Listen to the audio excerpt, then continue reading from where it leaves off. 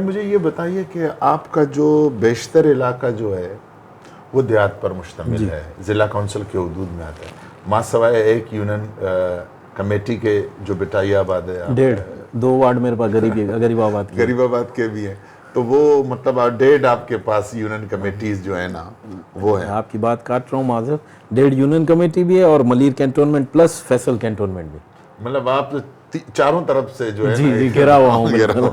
مجھے یہ بتائیے کہ آپ کے علاقے کے سب سے بڑے بنیادی مسائل کیا ہیں اور ان کو حل کرنے کے لیے آپ کس قسم کی کوششیں کر رہے ہیں؟ مول بھائی، جیسے پورے کراچی، پورے پاکستان کا جو مسئلہ ہے وہ سب سے پہلے جو ایشو ہے وہ پانی کا، دوسرے نمبر پہ سیوریج ہے.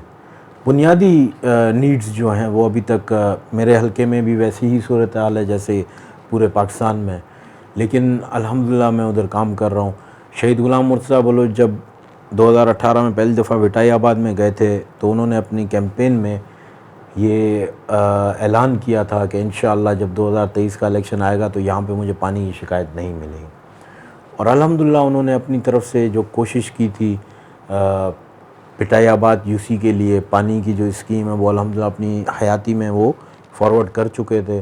بس بدقسمتی ان کی شہادت کے بعد وہ جا کے اپروو ہوئی اور ٹینڈر ہوا، جس میں جو پہلی قسط ہے وہ ریلیز ہوئی تھی. اور بٹائی آباد کا میرے خیال سے مین لائن تو تقریباً بچ گئی ہے، دوسری جو اس کے سب کنیکشنز ہیں اس کے لیے میں کوشش کر رہا ہوں. پیپلز پارٹی انشاءاللہ، جیسے کہ شہید غلام مرتضیٰ بلوچ نے خود کہا تھا کہ 2023 میں بٹائی آباد میں پانی کا مسئلہ نہیں ہوگا، تو انشاءاللہ میں کوشش میں ہوں کہ وہاں پہ نہیں ہوگا. دوسرا جو پانی کا ایشو تھا وہ کھوسا گوٹ میں تھا، فیصل کینٹونمنٹ میں. یہ گوٹ میرے خیال سے کوئی 40-50 سال سے قائم ہے، لیکن ابھی تک افسوس کی بات یہ ہوتی ہے کہ ساری زندگی ادھر ایم کیو ایم کا ہولڈ رہا. آپ کونسلر لے لیں ایم کیو ایم کا، ایم پی اے لے لیں ایم کیو ایم کا، ایم این اے لے لیں ایم کیو ایم کا، لیکن کبھی زندگی میں وہاں پہ کھوسا گوٹ میں کوئی ایک ٹکیر کا کام نہیں ہوا. الحمدللہ وہاں پہ بھی میں نے اپنی اسکیمز جو ہیں وہ دی ہیں. ابھی ایڈمنسٹریشن اپروول پہ انشاءاللہ ان قریب ہفتے 10 دن میں اس کا اپروول ہو جائے گا اور ٹینڈر پہ چلی جائے گی انشاءاللہ. بٹائی آباد کی 2 اسکیم اور ملیر کینٹونمنٹ پلس جو میرے ڈسٹرکٹ کونسل کے ایریاز ہیں ان کی میں 2 اسکیمیں الحمدللہ اپروو کرا چکا ہوں. ٹینڈر پہ میرے خیال سے دسمبر میں ٹینڈر ہو جائے گا انشاءاللہ اس کا.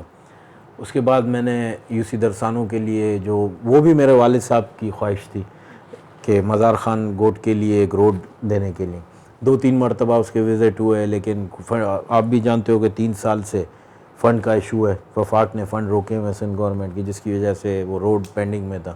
الحمدللہ وہ اسکیم بھی میں دے چکا ہوں اور امید ہے کہ دسمبر اینڈ میں یا جنوری میں اس کا بھی انشاءاللہ ٹینڈر ہو جائے گا. اس کے بعد کچھ جگہوں پہ میرے پاس آپ یقین کرو کہ کراچی میں ابھی بھی کچھ ایسے علاقے ہیں جہاں پہ بجلی نہیں ہے، گیس نہیں ہے، لوگ کنڈوں کے حساب سے چل رہے ہیں. میرے یو سی مل میں کچھ ایریاز ہیں جہاں پہ گیس نہیں ہے. اپنا یو سی کھرکھروں میں جو ایک وارڈ ہے میرے پاس وہاں پہ گیس نہیں ہے. وہاں کے لیے میں نے الحمدللہ 10 کروڑ پہ ریزرو رکھوائے کہ جو جن ایریاز میں گیس کنیکشن کی نیڈ ہے وہاں پہ پائپ لائن بچھائی جائیں اور اس ریزرو میں سے کچھ اس میں سے کام ہو جائے. کچھ اگر گرانٹ کی ضرورت پڑی تو انشاءاللہ امید ہے سی ایم صاحب بھی دیر نہیں کریں گے. میرے کسی بھی کام کو الحمدللہ نہیں روکا انہوں نے. تو مجھے یہی امید ہے کہ جو اگر 10 کروڑ سے لمٹ ابو بھی جاتی ہے تو سی ایم صاحب اس کو پرسو کریں گے اور انشاءاللہ جہاں جہاں پہ نیڈ ہے وہ دیں گے. لائٹ کے لیے میں نے الیکٹریسٹی کے لیے ہمارے پاس ودڑیو گوٹ ہے صفورہ پہ، ان کی بجلی کی اسکیم کے لیے میں نے ریکویسٹ کی ہے. جوگی گوٹ ہے ہمارا کینٹونمنٹ میں، ملیر کینٹونمنٹ، اس کی لائٹ کے لیے میں نے لکھا ہے. راشدی گوٹ کے لیے میں کوشش میں ہوں کہ کچھ لائٹ کا ان کا ایشو ہے وہ بھی ریزالو ہو. تو یہ بنیادی مسائل ہیں جو ہر حلقے میں ہیں، وہ میرے حلقے میں بھی ہیں.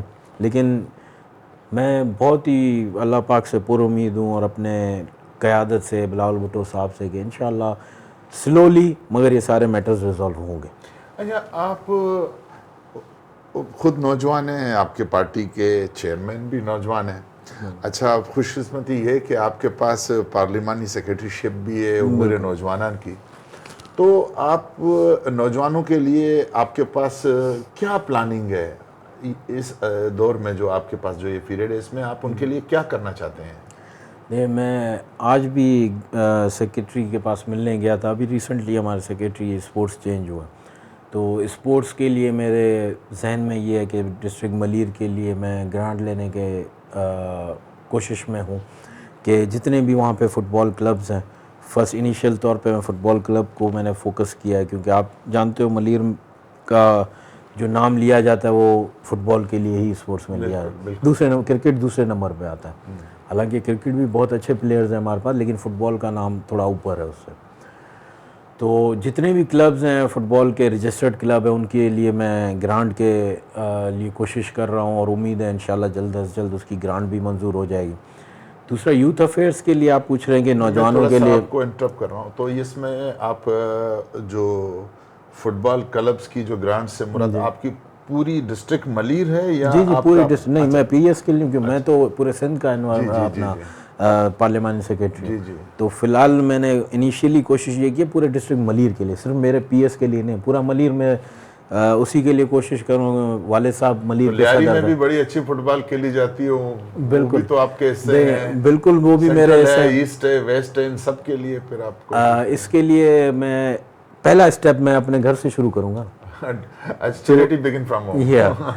اگر آپ قرآن کو بھی دیکھیں گے تو یہی ہے کہ پہلے جو حق ہے وہ آپ کے رشتہ داروں کا ہے. بالکل بالکل بالکل. تو اسی حساب سے پہلے میں جہاں رہ رہا ہوں, جن لوگوں نے مجھے کامیاب کیا, جنہوں نے میرے والد کو کامیاب کیا, پہلا حق ان کا ہے. بالکل. تو سب سے پہلے میں ان کے لیے کوشش کر رہا ہوں. اس کے بعد اسٹیپ بائی اسٹیپ میں پورے, صرف یہ نہیں کہوں گا کراچی, میں انشاءاللہ پورے سندھ کے جتنے بھی ضلع ہیں ان کے لیے کام کروں گا. بہت اچھی بات. دوسرے یوتھ افیئرس کے لیے میں نے سیکریٹری صاحب کو ریکویسٹ کی کہ ویکلی نہیں ہوتا ہے تو منتھلی یا کوارٹرلی کوئی ایسے اوکیزن یہاں پہ کرائے جائیں یوتھ افیئرس کے, جن میں نوجوان انوالو ہوں, ایکسٹرا کریکولر ایکٹیویٹیز ہوں, اسپیچ کے مقابلے ہوں یا کوئی اسپورٹس کے مقابلے ہوں. تو اس پہ بھی میں ورکنگ کر رہا ہوں, اور انشاءاللہ بہت جلد ملیر میں ایسا کوئی پروگرام انشاءاللہ اناؤنس کروائیں گے. اچھا, ایک بڑا مسئلہ ہے کہ ملیر میں جو ہے وہ کوئی میڈیکل کالج نہیں ہے, کوئی انجینئرنگ کالج نہیں ہے, اور کوئی یونیورسٹی بھی نہیں ہے, لیکن ملیر میں ایجوکیشن سٹی بھی ہے, قائد اعظم کالج بھی ہے, گڈھا پبلک اسکول بھی ہے, اور کیڈٹ کالج گڈھا بھی ہے. تو آپ کے ہی اسی میں, آپ کے اپنے کانسٹیٹنسی میں ایک بہت بڑی جگہ ہے, اور شہید محترمہ بے نظیر بھٹو یونیورسٹی کو ملیر میں اپنے کیمپس کے لیے جگہ چاہیے, تو اس کے لیے آپ کیوں کوشش نہیں کرتے؟ جی, بے نظیر یونیورسٹی کے لیے میری وہاں کے وی سی سے بھی بات چیت ہوئی ہے, اور جو کنسرن ڈپارٹمنٹ کے ایڈمنسٹریٹرز وغیرہ ہیں ان سے بھی میری بات ہوئی ہے. میں کوشش میں لگا ہوا ہوں. مجھے ابھی تک زمین نہیں مل رہی ہے. سرکاری زمین جو ہے وہاں پہ الاٹڈ ہے.